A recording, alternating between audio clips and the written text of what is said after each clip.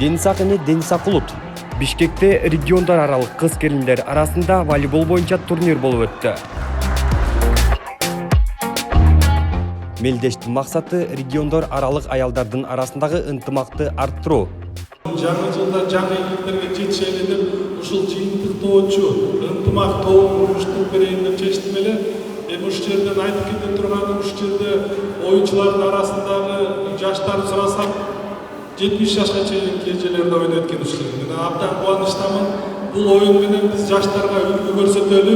Сиздердин артыңыздардан келе жаткан жаш муундар, кыз-келиндер сиздерди туурап оюндарды ойноп турсун. Спорт бул ден соолуктун бекемдиги.